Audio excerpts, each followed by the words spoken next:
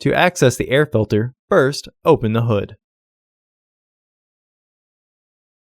The air filter is located here. The housing door has 4 screws.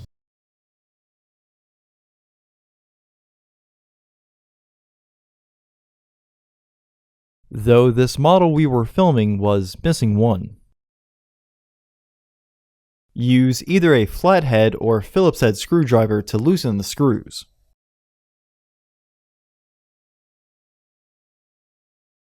Remove the old filter from the housing and clean out any debris inside. Insert your new filter into the housing.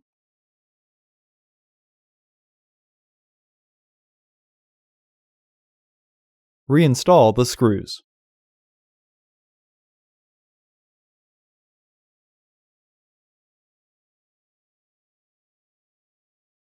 And close the hood. Order your parts today at filterheads.com. Also, please like our video and subscribe to our channel so you won't miss any new content.